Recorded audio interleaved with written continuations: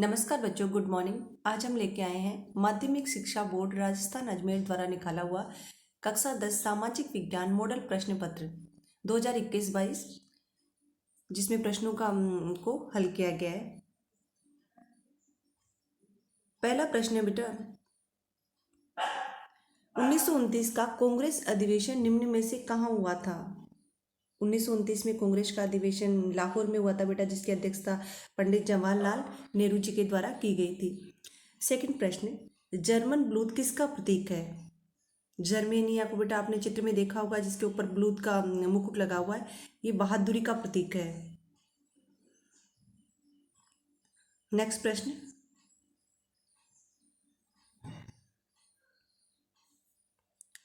Bretton Woods सम्मेलन में किस संस्था की स्थापना की गई थी? ब्रेटन वुड्स सम्मेलन 1944 में हुआ था बेटा, और इसमें दो संस्थाओं की स्थापना की गई थी, एक तो विश्व बैंक और एक अंतर्राष्ट्रीय मुद्रा कोष। यहाँ पर विश्व बैंक नहीं दिया गया है, तो अपना सही आंसर हो जाएगा अंतर्राष्ट्रीय मुद्रा कोष। नेक्स्ट प्रश्न, लो एस किस प्रकार का संसाधन है? बेटा लो एस के सीमित संसाधन होता है, जिसको हम नहीं बना सकते, इसलिए इसको नवीकरण योग्य नहीं कह सकते, तो ये हो जाएगा अनवीकरण योग्य। नेक्स्ट प्रश्न, इनमें से किस राज्य में मरुस्थलीय मृदा मुख्य रूप से पाई जाती है?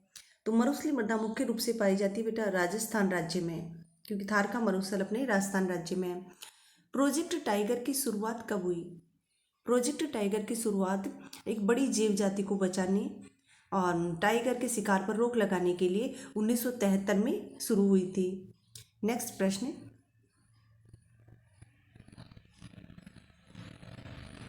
श्रीलंका स्वतंत्र राष्ट्र कब बना? बेटा श्रीलंका को जो आज़ादी मिली है 1948 में मिली है। नेक्स्ट प्रश्न, केंद्र और राज्य के मध्य विधायी अधिकारों को कितने हिस्सों में बांटा गया है? 3 हिस्सों में बांटा गया है विधायी अधिकारों को। नेक्स्ट प्रश्न, जब हम लैंगिक विभाजन की बात करते हैं तो हमारा अभिप्राय होता है स्त्री और पुरुष के बीच जैविक अंतर, समाज द्वारा स्त्री और पुरुष को दी गई असमान भूमिकाएं। आपका आंसर हो जाएगा बेटा ऑप्शन नंबर बी। हमारे समाज के द्वारा स्त्री और पुरुष को दी गई असमान भूमिकाओं के कारण लिंग के आधार पर जो अलग अलग भूमिका दी गई है, उससे हम लैंगिक विभाजन की बात करते हैं। नेक्स्ट प्रश्न, मध्य आय वर्ग वाला देश है? संयुक्त राज्य अमेरिका, चीन और जापान उच्च आय वर्ग वालों में है। विश्व बैंक ने जो आंकड़े जारी किए उसके अनुसार भारत मध्य आय वर्ग वाले देशों में शामिल है। नेक्स्ट प्रश्न, औद्योगिक क्षेत्र कहा जाता है? औद्योगिक क्षेत्र कहा जाता है विनिर्माण यानी द्वितीय क्षेत्र को, जिसमें कच्चे उत्पादों से कोई नवीन वस्तु को रूपांतरित किया जाता है, जैसे गन्ने से शक्कर। नेक्स्ट प्रश्न, विभिन्न देशों के बीच परस्पर संबंध और तीव्र एकीकरण की प्रक्रिया को क्या कहा जाता है? वैश्वीकरण। भारत में वैश्वीकरण को 1991 में अपनाया गया है। नेक्स्ट प्रश्न, प्रश्न संख्या 2, रिक्त स्थानों की पूर्ति कीजिए। अफ्रीका में रिंडरपेस्ट, अफ्रीका में बेटा जो रिंडरपेस्ट नामक बीमारी है, रिंडरपेस्ट नामक बीमारी सबसे पहले 1880 के दशक के आखिरी सालों में दिखाई दी। जैसे आज अपन कोरोना महामारी देखें, वैसी ही एक बड़ी महामारी थी जिसने अफ्रीका में बहुत सारे लोगों की जान जाने का कारण बनी थी। अगला प्रश्न, भारतीय कुल प्रतिशत भौगोलिक क्षेत्र पर वन स्थिति है?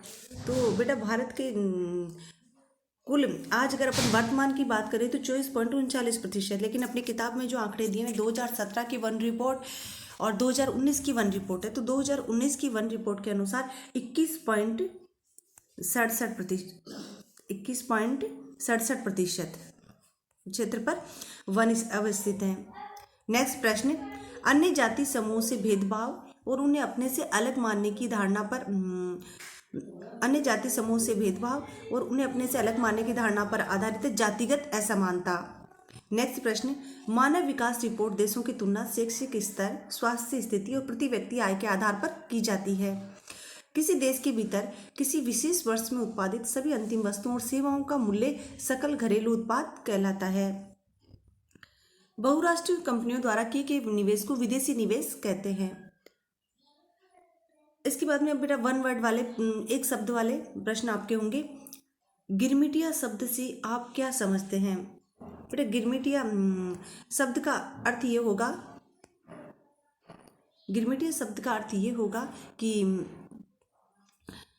भारत से उपनिवेश काल में फिजी, गुयाना श्रमिकों को भेजा जाता था और उन्हें एक अनुबंध के तहत भेजा जाता था, एग्रीमेंट के तहत भेजा जाता था। तो जो श्रमिक थे उस एग्रीमेंट को गिरमिट के नाम से बोलते थे और उसके बाद में जो उस एग्रीमेंट के तहत जाने वाले लोगों को गिरमिटिया के नाम से जाना गया। वीटो निषेधाधिकार किसे कहते हैं? बेटा वीटो का अर्थ होता है निषेध करना। वीटो या निषेधाधिकार शक्ति जिसके पास होती है वो, जिसका अर्थ हो जाएगा मना करना, किसी कानून के लिए, किसी कार्य के लिए मना करना वीटो पावर कहलाता है। ये कथन किसका है? जब फ्रांस सीखता है तो बाकी यूरोप को सर्दी जुकाम हो जाता है। ये कथन कहा था मेटरनिक ने कि यूरोप में कोई भी हलचल कहाँ से शुरू होती है? फ्रांस से। बाढ़ नियंत्रण हेतु कोई एक उपाय बताइए। बाढ़ नियंत्रण के लिए नदियों पर जलाशय या बांध बनाए जा सकते हैं। नदी बेसिन क्षेत्रों में वृक्षारोपण करवाया जा सकता है। नेक्स्ट प्रश्न, भारत के उत्तर पूर्वी राज्यों में कर्तन दहन कृषि को क्या कहा जाता है? भारत के उत्तर पूर्वी राज्यों में कर्तन दहन कृषि को बेटा झूम कृषि के नाम से जाना जाता है। नेक्स्ट प्रश्न, किसी रेसे वाली फसल का नाम बताइए। बेटा रेसे वाली फसलें हैं कपास या जूट, जिसको सुनहरा रेशा कहा जाता है। बेल्जियम ने 1973 से 1970 से 1973 के बिल्कुल कितने संशोधन किए? बेटा उन्होंने 4 संशोधन किए। सत्ता के विकेंद्रीकरण का क्या अर्थ है? सत्ता के विकेंद्रीकरण का अर्थ है सत्ता को एक से अधिक स्तरों में बांट देना। जैसे अपने भारत में केंद्र सरकार है, फिर राज्य सरकार है, फिर स्थानीय सरकार है। स्थानीय सरकारों को भी अलग अलग भागों में बांट दिया गया है। शक्तियों को बांटना क्या कहलाएगा? सत्ता का विकेंद्रीकरण। कार्लोस स्मॉथ और नार्मन तीनों में एक क्या समानता थी? बेटा तीनों ने ही जो नस्ल भेद था उसके खिलाफ आवाज उठाई थी। तीनों ने ही नस्ल भेद के खिलाफ आवाज उठाई और तीनों ही ओलंपिक पदक विजेता थे। नवीकरणीय साधन और गैर नवीकरणीय साधन का उदाहरण दीजिए। नवीकरणीय साधन वो संसाधन होते हैं जिनको फिर से निर्माण किया जा सकता है और गैर नवीकरणीय साधन वे होते हैं जिनको हम बना नहीं सकते। गैर नवीकरणीय साधन में तो बेटा ये संसाधन आ जाएंगे कोयला, पेट्रोलियम, प्राकृतिक गैस। और नवीकरणीय संसाधन में कौन से आ जाएंगे? जैसे जल है, मृदा संसाधन है। नेक्स्ट प्रश्न, अतिरिक्त रोजगार के सृजन का कोई एक उपाय बताइए। बेटा अपन पढ़ चुके हैं कि अतिरिक्त रोजगार का सृजन कैसे हो सकता है। कृषि सहायक गतिविधियों को बढ़ाना, लघु और कुटीर उद्योगों की स्थापना करना। वैश्वीकरण की प्रक्रिया को उत्प्रेरित करने वाला मुख्य कारक कौन सा है? तो वैश्वीकरण की प्रक्रिया को उत्पादित करने वाला मुख्य कारक है बेटा प्रौद्योगिकी।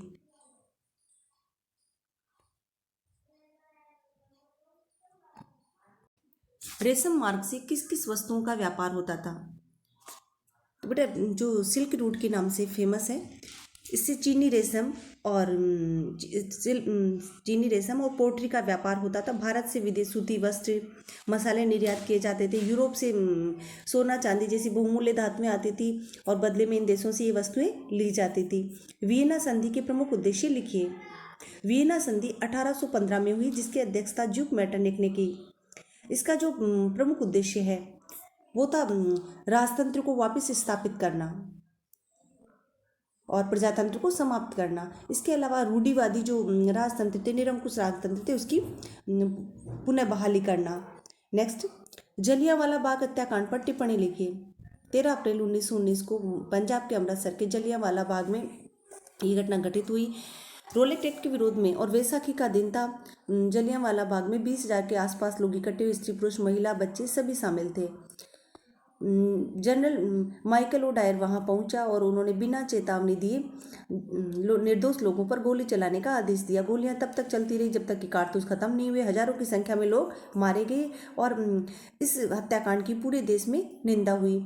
एजेंडा 21 के मुख्य उद्देश्य क्या है? बेटा एजेंडा 21 एक घोषणा है जिसे सन 1992 में ब्राजील के शहर रियो डी जेनेरो में संयुक्त राष्ट्र पर्यावरण और विकास सम्मेलन के तत्वाधान में राष्ट्र अध्यक्षों द्वारा स्वीकृत किया गया। इसका जो उद्देश्य है विश्व सहयोग के द्वारा पर्यावरण क्षति, गरीबी और रोगों से निपटना है। पर्यावरण संरक्षण पर जोर देना है। नेक्स्ट प्रश्न, संकटग्रस्त जातियों पर संक्षिप्त टिप्पणी लिखिए। संकटग्रस्त जातियां बेटा वे जातियां हैं जिनके लुप्त होने का खतरा है, जैसे कि अगर इनके लिए अनुकूल परिस्थिति नहीं रही तो भविष्य में जातियाँ लुप्त हो जाएगी। और इन जातियों में जो जातियाँ शामिल हैं वे हैं काला हिरण, भारतीय जंगली गधा, शेर पूंछ वाला बंदर। नेक्स्ट प्रश्न है, भारतीय कृषि पर वैश्वीकरण के प्रभावों को दर्शाइए। वैश्वीकरण के तहत भारतीय कृषि विश्व के विकसित देशों से स्पर्धा करने में असमर्थ है, क्योंकि विकसित देशों में कृषि को अत्यधिक सहायकी अर्थात सब्सिडी अनुदान दिया जाता है। यही कारण है कि विश्व बाजार में देश अपने कृषि उत्पादों को कम मूल्य पर बेचते हैं। दूसरे छोटे और सीमांत किसानों की स्थिति और बिगड़ गई है, क्योंकि वे वैश्वीकरण में विश्व स्तर के किसानों से प्रतिस्पर्धा करने में सक्षम नहीं हैं। और इसके अलावा वैश्वीकरण के कारण भारतीय किसान वाणिज्यिक कृषि करने के लिए मजबूर हुए हैं। नेक्स्ट प्रश्न, बहुसंख्यवाद को बनाए रखने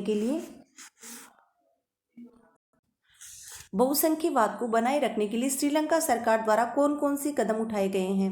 बेटा, बहुसंख्यकवाद को बनाए रखने के लिए श्रीलंका की सरकार ने जो महत्वपूर्ण परिवर्तन किए हैं वे हैं, सबसे पहले जो सिंहली भाषा है उसको राजभाषा घोषित कर दिया गया है। सिंहली भाषा को राजभाषा घोषित कर दिया गया है और वहाँ के संविधान में सिंहलियों को विशेष अधिकार दिए गए हैं। इसके अलावा राजनीतिक पद, पावर, प्रतिष्ठा, सरकारी नौकरियाँ सभी में सिंहली भाषी लोगों को प्रमुखता दी गई है। संघीय शासन व्यवस्था से आप क्या समझते हैं। बेटा, संघीय शासन व्यवस्था वह शासन व्यवस्था है जिसमें सत्ता का एक से अधिक स्तरों पर वितरण होता है। अमेरिका, ब्राजील संघात्मक और भारत संघात्मक शासन व्यवस्था वाले देशों के एग्जाम्पल हैं। सामाजिक विभाजन और राजनीति किस प्रकार से अंतर संबंधित है, व्याख्या कीजिए। बेटा, सामाजिक विभाजन और राजनीति, लगभग सभी लोकतंत्र में अलग अलग राजनीतिक दल एक दूसरे के विरुद्ध चुनाव लड़ते हैं। अधिक से अधिक वोट प्राप्त करने के प्रयास में बहुत से वायदे करते हैं, किसी विशेष समूह के पक्ष में बोलते हैं ताकि वे उसके पक्ष में मतदान करें। तो इस प्रकार स्पष्ट है कि लोकतंत्र में सामाजिक विभाजन और राजनीति एक दूसरे से संबंधित हैं। नेक्स्ट प्रश्न, विकास की धारणीयता से आप क्या समझते हैं। बेटा, धारणीय विकास का अर्थ ये होता है कि हमारे पास जो संसाधन है सीमित है, हम इनका उपयोग इस प्रकार से करें कि आने वाली वर्तमान पीढ़ी की जरूरतें भी पूरी हो सके और आने वाली पीढ़ी के लिए संसाधनों को बचा करके रखा जा सके। और इसके लिए पर्यावरण संरक्षण पर जोर देना है और जो नवीकरणीय संसाधन है उनको अधिक से अधिक काम में लेना है ताकि संसाधनों का संरक्षण किया जा सके। सार्वजनिक क्षेत्र और निजी क्षेत्र में उदाहरण सहित अंतर स्पष्ट करें। बेटा, सार्वजनिक क्षेत्र का अर्थ ये होगा वे संसाधन जिन पर स्वामित्व सार्वजनिक या सरकार का है और जिसका उद्देश्य जन कल्याण करना है। और निजी क्षेत्र में किसी व्यक्ति, कंपनी का मालिकाना होता है, स्वामित्व होता है, उसका उद्देश्य लाभ कमाना होता है। नेक्स्ट प्रश्न, भारत में औपचारिक क्षेत्र में साख के किन्हीं दो स्रोतों की व्याख्या करें। तो बेटा, औपचारिक क्षेत्र में साख के दो स्रोत अपन बैंक ले सकते हैं, स्वयं सहायता समूह ले सकते हैं, सहकारी समितियां ले सकते हैं। जिन औपचारिक क्षेत्र किसे कहेंगे, जिन पर सरकार का नियंत्रण होता है, जिनके नियम होते हैं और जो ऋण लेता है उसका शोषण नहीं होता। तो बैंक, सहकारी समिति और स्वयं सहायता समूह औपचारिक क्षेत्र है। भारत सरकार के द्वारा विदेशी व्यापार पर अवरोधक लगाने के किन्हीं दो कारणों का उल्लेख कीजिए। भारत सरकार के द्वारा स्वतंत्रता प्राप्ति के बाद में कुछ समय के लिए व्यापार अवरोधक लगाए गए ताकि जो भारत के स्वदेशी उद्योग धंधे हैं वे फल फूल सकें और जो भारतीय उद्योग धंधे हैं उन्हें विश्व स्तर पर प्रतिस्पर्धा नहीं करनी पड़े। और इसीलिए भारतीय उद्योग धंधों पर व्यापार अवरोधक लगाए गए, उनके विकास के लिए, उनके संरक्षण के लिए। अब नेपोलियन निबंधात्मक प्रश्न शुरू हो चुके हैं। बेटा, शब्द सीमा 100 शब्द है, अंक 4 अंक होंगे। नेपोलियन संहिता की विशेषताएं बताइए, बहुत इंपॉर्टेंट प्रश्न बताइए। नेपोलियन संहिता की विशेषताएं, नेपोलियन ने शासन व्यवस्था को ज़्यादा कुशल बनाने के लिए कुछ परिवर्तन किए वहाँ के संविधान में, व्यवस्था में, जिनमें अपने शासन वाले क्षेत्रों में शासन व्यवस्था को अधिक कुशल बनाने के लिए 1804 में नेपोलियन संहिता की स्थापना की और यह संहिता नेपोलियन की संहिता के नाम से जानी जाती है। इस संहिता को फ्रांसीसी नियंत्रण के अधीन क्षेत्रों में लागू किया गया। इसकी जो विशेषताएं थी, इसके द्वारा जो परिवर्तन किए गए, सुधार किए गए, वो इस प्रकार है। इस संहिता ने जन्म आधारित विशेष अधिकार समाप्त कर दिए, कानून के समक्ष समानता और संपत्ति के अधिकार को सुरक्षित बनाया। डच गणतंत्र, स्विट्जरलैंड, इटली और जर्मनी में नेपोलियन ने सामंती व्यवस्था को समाप्त किया। किसानों को भूदासत और जागीरदारी करों से मुक्ति दिलाई। शहरों में कारीगरों के श्रेणी संघों के नियंत्रणों को हटा दिया गया। यातायात और संचार व्यवस्था में सुधार किए गए। एक समान कानून व्यवस्था, माप तोल की एक जैसी प्रणाली लागू की गई ताकि व्यापार में वृद्धि हो सके। संपूर्ण देश में एक राष्ट्रीय मुद्रा प्रचलित की गई। तो ये थी बेटा नेपोलियन संहिता के सुधार। अब इसके ऑप्शन में जो प्रश्न दिया हुआ है, जोल वेराइन संघ की विशेषताएं लिखिए। जोल वेराइन संघ, नेपोलियन बोनापार्ट ने 39 राज्यों के एक महासंघ की निर्माण किया और जिसको जोल वेराइन संघ के नाम से जाना जाता है।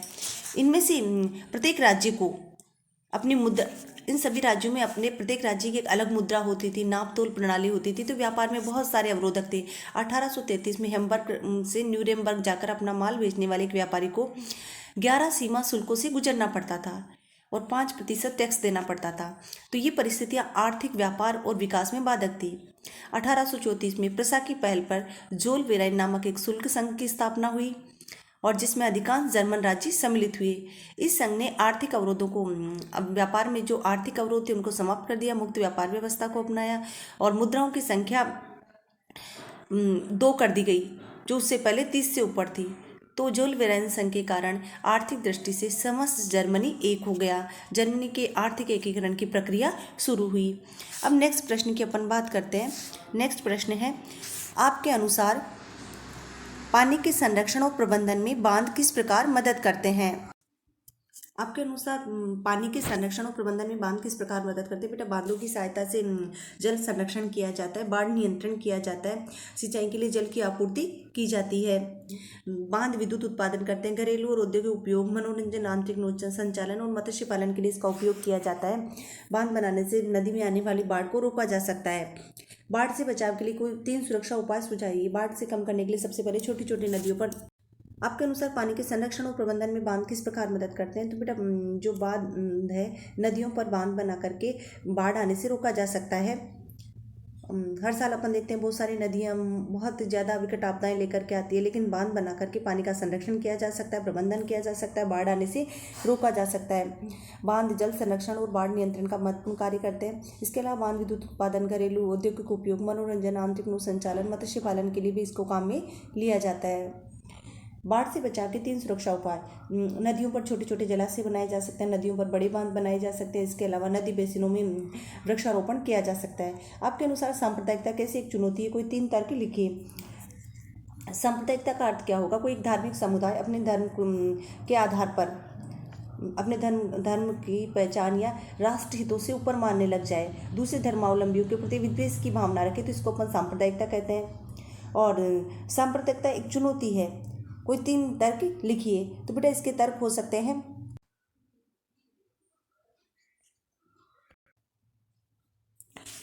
आपके अनुसार सांप्रदायिकता कैसी एक चुनौती है? कोई 3 तर्क लिखिए। बेटा, सांप्रदायिकता का अर्थ क्या होता है? सांप्रदायिकता की समस्या तब खड़ी जब धर्म को राष्ट्र का आधार मान लिया जाता है। राजनीति में धर्म के व्यक्ति समुदाय की विशिष्टता के दावे और पक्ष पोषण के आधार पर की जाती है और इसके अनुयायी दूसरे धर्मावलंबियों के खिलाफ मोर्चा खोलने लगते हैं। तो राजनीति को धर्म से जोड़ना सांप्रदायिकता है। और सांप्रदायिकता एक चुनौती क्योंकि धार्मिक पूर्वाग्रह।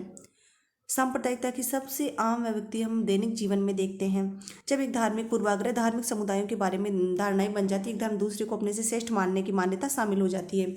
बहुसंख्यकवाद, दूसरा है बहुसंख्यकवाद, धार्मिक समुदाय की राजनीतिक प्रभुत्व स्थापित करने की कोशिश बहुसंख्यकवाद का रूप ले लेती है। सांप्रदायिक आधार पर राजनीतिक गोलबंदी होती है। चुनावी राजनीति में एक धर्म के मतदाताओं की भावनाओं में उनके हितों की बात उठाने के तरीके अपनाए जाते हैं ताकि वोट हासिल किए जा सके। और सबसे घृणित रूप है सांप्रदायिक हिंसा। इसमें संप्रदाय 2 धर्मावलंबियों में हिंसा, दंगा और नरसंहार जैसी घटनाएं सामने आती है। तो इस प्रकार हम कह सकते हैं कि सांप्रदायिकता एक प्रकार की चुनौती है। जातिगत असमानता को दूर करने के लिए 3 सुझाव दीजिए। जातिगत असमानता को दूर करने के लिए सबसे पहले जाति के आधार पर चुनाव में जातियों के आधार पर जो उम्मीदवार खड़े किए जाते हैं, इस भावना को कम किया जाए। दूसरा है सरकार के गठन में भी जातियों के प्रतिनिधित्व देना बंद किया जाए। अंतर जातीय विवाहों को समर्थन दिया जाए। तो इस प्रकार और हमारे संविधान में भी जातिगत असमानता को दूर करने के प्रयास किए गए। अस्पृश्यता को अपराध माना गया अनुच्छेद 17 में। आप कैसे कह सकते हैं कि मुद्रा आवश्यकताओं के दोहरे संयोग की जरूरत को खत्म कर देती है? अपनी ओर से उदाहरण देकर के समझाएं। आवश्यकताओं के दोहरे सहयोग की समस्या को हम इस प्रकार से समझ सकते हैं। यदि किसी व्यक्ति के पास कपास है, उसे यदि गेहूं की आवश्यकता है, तो उस व्यक्ति को ऐसे व्यक्ति को खोजना पड़ेगा जिसके पास गेहूं है और उसे कपास की आवश्यकता है। व्यवहारिक जीवन में इसे दोहरे सहयोग मिलना अत्यंत कठिन है और मुद्रा द्वारा उस समस्या का समाधान किया जा सकता है, क्योंकि मुद्रा द्वारा सभी वस्तुओं और सेवाओं की विनिमय दर निर्धारित होती है। अतः कोई भी व्यक्ति अपनी वस्तु बेचकर मुद्रा प्राप्त कर उस मुद्रा से अन्य वस्तु क्रय कर सकता है। तो इस प्रकार हम कह सकते हैं कि मुद्रा आवश्यकताओं के दोहरे सहयोग की समस्या को हल करती है। अपने तर्कों से सिद्ध कीजिए कि स्वयं सहायता समूह ग्रामीण क्षेत्र के गरीबों को संगठित करने में मदद करता है। बेटा, जो स्वयं सहायता समूह होता है, स्वयं सहायता समूह कर्जदारों को ऋणदार की कमी की समस्या से उबारने में मदद करते हैं। उन्हें समय अनुसार विभिन्न प्रकार की आवश्यकताओं के लिए उचित ब्याज दर पर ऋण मिल जाता है। स्वयं सहायता समूह के सदस्यों को छोटी छोटी आवश्यकता हेतु अनौपचारिक स्रोतों पर निर्भर नहीं होना पड़ता। साहूकारों और महाजनों के शोषण से उन्हें मुक्ति मिलती है। इन समूहों में विकास के मुद्दों पर चर्चा की जाती है। इसके अलावा ये समूह ग्रामीण क्षेत्रों में गरीबों को संगठित करने में मदद करते हैं। वे अपना कोई भी छोटा उद्योग धंधा स्थापित कर सकते हैं। नेक्स्ट प्रश्न भारत के राष्ट्रीय आंदोलन में महात्मा गांधी के योगदान का वर्णन कीजिए। ऑप्शन में बेटा सविनय के आंदोलन का वर्णन कीजिए। अगला प्रश्न है नेपाल में लोकतंत्र के दूसरा आंदोलन के विभिन्न चरणों को स्पष्ट कीजिए। ऑप्शन में दिया गया आंदोलनकारी समूह क्या होते हैं, इसके प्रकारों के बारे में बताएं। इसके बाद में अपन मानचित्र देखते हैं। भारत के रेखा मानचित्र में निम्नलिखित को अंकित कीजिए। रावत बटा बेटा राजस्थान में है, नासिक महाराष्ट्र में है, नेवेली और तलचर तमिलनाडु में है। वीडियो पसंद आता है लाइक करें, सब्सक्राइब करें। Thank you.